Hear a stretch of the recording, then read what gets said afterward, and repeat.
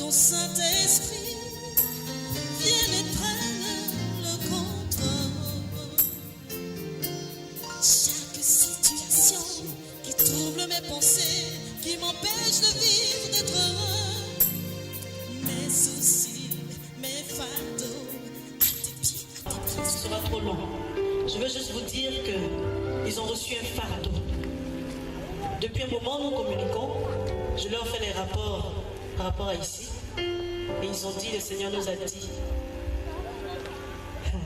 qu'il veut déverser la grâce sur Pointe-Noire. Nous voulons venir. Nous venons comme un sacrifice d'action de grâce. Nous venons comme pour dire au Seigneur, nous sommes heureux de faire part de ceux que tu as appelés, de faire partie des saints, de faire partie de tes serviteurs. Nous voulons servir, nous voulons donner, nous voulons être ceux-là qui sont là pour ton peuple. Et nos frères sont là, le pasteur, prophète Guillaume Kofi, il va se tenir debout. Est-ce qu'on peut acclamer le Seigneur pour leur dire bonne arrivée? Et l'évangéliste Jean-Philippe Las, qui vient de Londres, vraiment nous vous disons bonne arrivée. Et nous croyons que nous allons recevoir quelque chose de lourd ce soir et pendant les 5 jours à venir. Gloire à Jésus. Je vais appeler le prophète et lui laisser toute la place. Amen.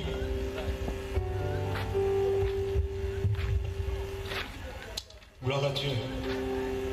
Gloire à Dieu. Amen. Gloire à Jésus.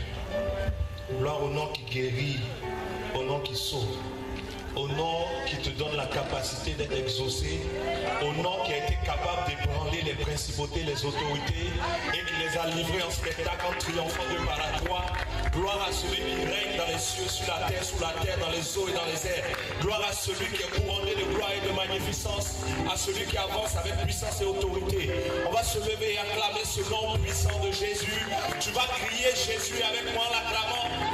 Que le monde entier sache qu'il y a quelqu'un du nom de Jésus qui est établi dans les lieux élevés et qui règne d'éternité en éternité. Alléluia. Je veux que tu dises à quelqu'un ce soir, tu n'as pas tort de croire en Jésus. Dis à quelqu'un, quelque part, dis-lui, tu n'as pas tort de croire en Jésus. Dis à quelqu'un ce soir, c'est avec raison que tu crois en lui. C'est avec raison que tu crois en lui. Alléluia. Nous sommes venus avec une bonne nouvelle. Vous savez, les prophètes ont pour mission de transmettre la pensée ou la parole de Dieu. Et dans l'histoire de la Bible et dans l'histoire même d'Israël, les prophètes des fois ont été mandatés pour donner une mauvaise nouvelle quand Israël désobéissait. Mais des fois les prophètes aussi étaient mandatés pour annoncer la délivrance. Et nous sommes venus annoncer la délivrance pour beaucoup de personnes. Alléluia. Nous sommes venus décréter ce que Dieu a déclaré. Nous sommes venus dire ce que Dieu a dit. Nous ne sommes pas venus parler d'un homme, nous ne sommes pas venus parler d'une religion. Nous ne sommes pas venus parler d'une assemblée. Nous sommes venus parler d'une personne. La seule qui mérite d'être honorée. La personne de Jésus. Si tu es d'accord avec moi, acclame son nom ce soir. Acclame celui qui est Dieu. Alléluia. Pendant tout ce moment, il faudra que tu gardes à l'esprit que Dieu est esprit. Pendant tout ce moment, il faudra que tu gardes à l'esprit que Dieu est esprit, mais il utilise des hommes pour parler. Ne te focalise pas sur ma personne, focalise-toi sur Jésus-Christ. C'est-à-dire que pendant que je serai en train de parler, si tu arrives à discerner ce que Dieu veut te dire, cela t'apportera la paix. Mais si tu te dis, c'est un homme qui est en train de parler, tu ne recevras rien parce que je ne peux rien t'apporter. Alléluia. Alléluia. On va ensemble chanter ce petit chant. Il y a un petit chant qui dit, descends de toi, descends de toi. Je viens pour t'adorer, prosterné à tes pieds. Je viens pour te dire que tu es mon Dieu, car tout en toi est beauté, splendeur et majesté. Oui, tout en toi est merveilleux pour moi. Je viens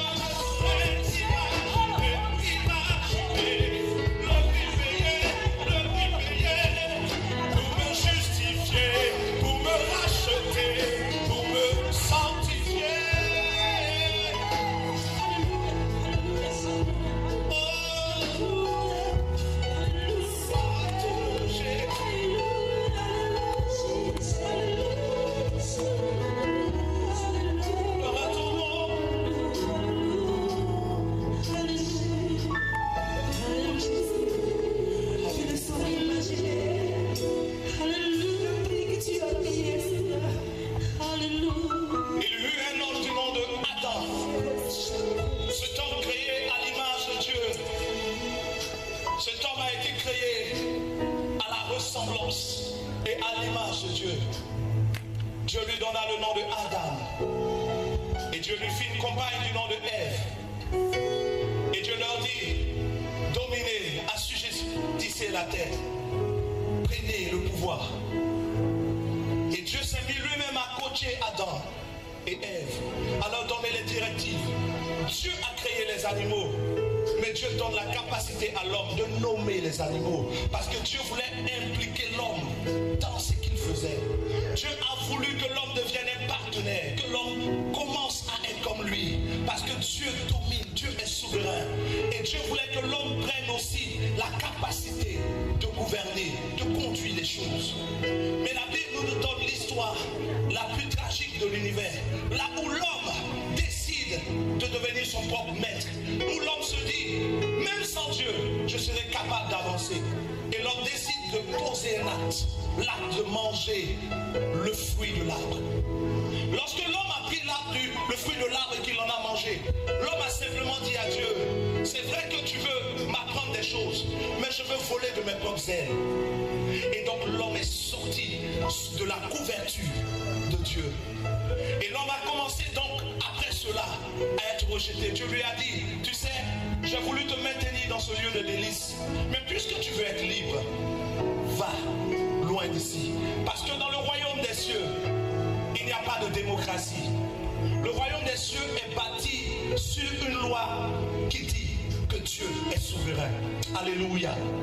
Dieu est souverain. La démocratie implique que nous sommes tous égaux. La démocratie implique que si moi aujourd'hui je gouverne, demain quelqu'un peut gouverner parce que je ne suis pas mieux que lui. Mais dans le royaume des cieux, personne n'est semblable à ce Dieu. Personne n'est égal à notre Dieu. Donc on ne peut pas instaurer de démocratie dans le ciel. Parce que qui comme lui pourrait gouverner le monde? Qui comme lui pourrait déterminer d'avance les choses qui arrivent? Et donc quand l'homme a décidé de devenir son propre chef, Dieu s'est séparé de l'homme. Alléluia.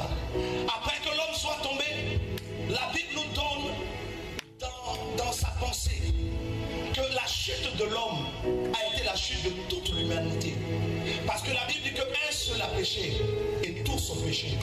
Il y a des gens qui disent, nous ne comprenons pas comment un seul peut pécher. Adam était dans le jardin, moi je n'étais pas là-bas. Il a pris l'arbre, le fruit de l'arbre, moi je n'y étais pas. Mais en quoi cela m'implique? Cela m'implique parce que si Adam meurt sans que je ne sois venu au monde, je serai mort avec Adam. C'est comme un enfant qui naît d'une famille. C'est un mauvais exemple que je donne, mais c'est pour vous faire comprendre. Un père et une mère peuvent être séropositifs.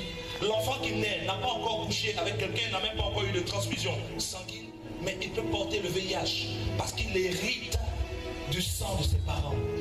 Alléluia. Et nous avons tous hérité d'Adam, comme si nous étions avec lui là-bas. Dans le livre de Hébreux 7, la Bible nous parle de Abraham et de Lévi. La Bible dit que lorsque Abraham a payé la dîme à Melchisédek, pour ceux qui peuvent lire après, Abraham payait la dîme à Melchisédek. Or, Abraham a eu comme enfant Isaac, pour ceux qui lisent la Bible. Isaac a eu Jacob et puis son frère Ésaü. Et puis ensuite, Jacob a fait venir les 12 tribus. Mais la Bible dit que lorsque Abraham payait la dîme à Melchisédek, Lévi l'a payé au travers d'Abraham. Or, Lévi est né beaucoup plus tard. Et la Bible dit que Lévi a payé au travers d'Abraham parce que Lévi était dans les reins d'Abraham. Donc pendant que Abraham payait, tous ceux qui seraient de sa descendance payaient avec lui. Gloire à Jésus. Ça veut dire que pendant que Adam prenait le fruit, tous ceux qui viendraient d'Adam prenaient le fruit avec lui. Quelqu'un comprend ça? Et cette relation d'héritage fait que nous sommes héritiers de notre première naissance, de tout ce que Adam avait. Autant les yeux, la bouche, le nez, l'intelligence, les pieds et tout, que tout ce qui est spirituel qui vient d'Adam. Parce que le péché est d'abord spirituel. Alléluia. Et quand nous avons hérité d'Adam, nous sommes rentrés aussi dans la pensée démocratique. Et aujourd'hui, beaucoup de personnes ont entendu parler de la grâce de Dieu, ont entendu parler du règne de Dieu. On a dit que le thème de ce moment, c'est année de grâce. C'est ça? Saison de grâce. Et beaucoup de gens veulent entrer dans la grâce de de Dieu. Mais dans le livre de Luc 4, Jésus dit, l'Esprit du Seigneur est sur moi parce qu'il m'a oint pour annoncer. Il cite plusieurs choses, mais il dit une année de grâce. Qu'est-ce que Jésus-Christ a apporté qui nous distingue ou qui nous donne d'entrer dans la plénitude de l'accomplissement de ce qu'il a désiré pour nous? Jésus n'a pas apporté une religion. Jésus n'a pas apporté la politique. Jésus n'est même pas venu avec de l'argent. Il n'avait pas d'argent. La Bible dit qu'au moment où on l'encaissait pour l'impôt, il a dit à Pierre, jette la maison et prends un poisson. Dans son ventre, tu trouveras de l'argent. S'il en avait dans sa poche, il n'aurait pas eu besoin de lancer la maison. Alléluia. Il n'est pas venu avec une puissance financière. Jésus n'est pas venu avec une puissance politique. Il n'est pas venu avec une puissance religieuse. Parce que de son temps, il y avait les religieux. Mais il n'en faisait pas partie. Il n'est pas venu avec une grande instruction pour dire qu'il n'avait pas plus 28. Non.